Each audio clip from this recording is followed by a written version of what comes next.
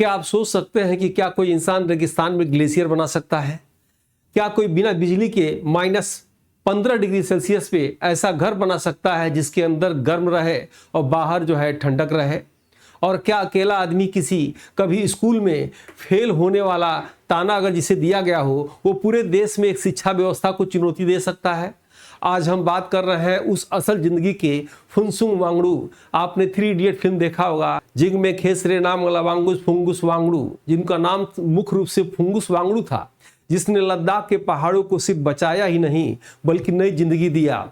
लेकिन ऐसा क्या हुआ कि देश का सबसे बड़ा इनोवेटर आज सड़कों पर अनशन करने के लिए गिरफ्तार होने के लिए मजबूर है? आइए सोनम वांगचुक की पूरी कहानी एकदम शुरू से हम लोग समझते हैं। तो सोनम वांगचुक के विषय में बताने से पहले मैं बताऊं आपसे कि जब भी यह नाम सुनते हैं तो हमारे दिमाग में आमिर खान की फिल्म 3 इडियट का चेहरा आता है। सोनम वांगचुक किसी फिल्म कहानी के मोहताज नहीं है। उन्होंने अपना जीवन हिमालयी क्षेत्र के विकास, पानी की कमी को दूर करने के लिए, शिक्षा प्रणाली को सुधारने के लिए लगा दिया। और एक एक्टर का स्टेटमेंट आया था कि 3 इडियट फिल्म जो है उनसे जीवन से संबंधित नहीं है। फिर मैं रिपीट कर रहा हूं कि सोनम वांगचुक किसी कहानी के फिल्म के मोहताज बिल्कुल नहीं है। सोनम वांगचुक के बचपन बच्चों जैसा नहीं था। 9 साल की उम्र में उन्होंने कोई औपचारिक शिक्षा नहीं ली। असली संघर्ष तब हुआ जब उन्हें पढ़ने के लिए श्रीनगर भेजा गया। वहाँ उर्दू माध्यम से होने के कारण उन्हें बेवकूफ़ समझा गया। यहीं से उन्होंने शिक्षा प्रणाली को बदलने की जो है ठान ली। स्कूली शिक्षा करने के बाद सोनम ने 1987 में NIT श्रीनगर में बीटेक किया। लेकिन उन्हें समझ आ गया कि लद्दाख की समस्याओं को सुलझाना है तो किताबी ज्ञान नहीं चाहिए बल्कि व्यवहारिक ज्ञान चाहिए। साल 1988 में सोनम ने अपने साथियों के साथ नींव रखी सैकमोल का।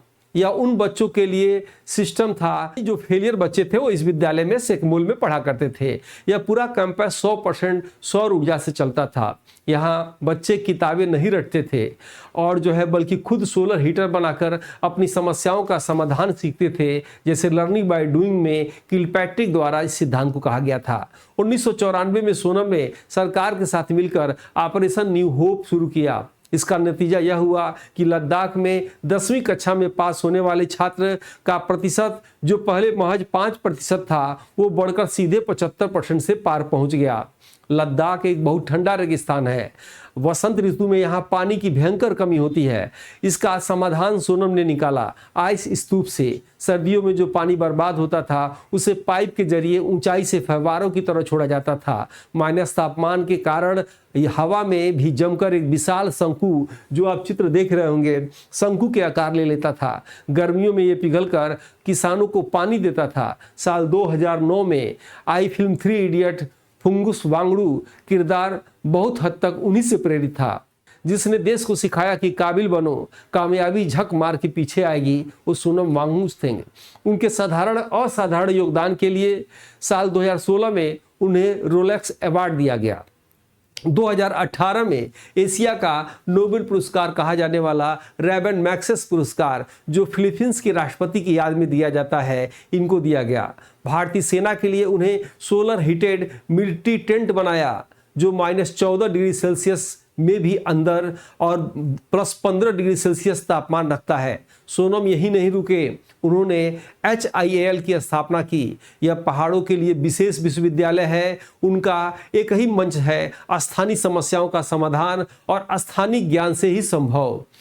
लेकिन यह कहानी सिर्फ उपलब्धियों की नहीं है, संघर्ष की भी है। जो इंसान पर्यावरण को बचाने के लिए आविष्कार कर रहा है, उसे अचानक सड़कों पर क्यों उतरना पड़ा? लद्दाख में औद्योगिकरण और नियंत्रित खनन के खिलाफ सोनम ने आवाज उठाई। उन्होंने लद्दाख की 6ठी अनुसूची में शामिल करने की मांग की, जहां पर्यावरण सुरक्षित रहे।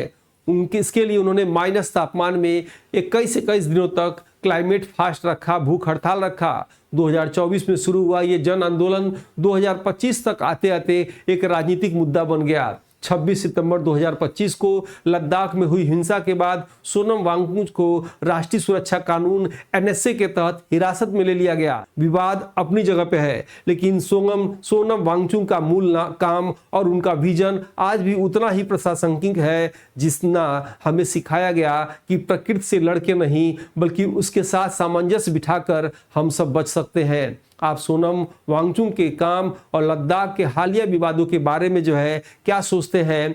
आपको क्या लगता है कि लद्दाख को छठी अनुसूची का दर्जा मिलना चाहिए? आपकी राय से नीचे कमेंट में जरूर लिखें। अगर आपको यह वीडियो इंफॉर्मेटिव लगे तो इसे लाइक, शेयर और चैनल को सब्सक्राइब करना न भूलें। जय हिंद, जय भारत।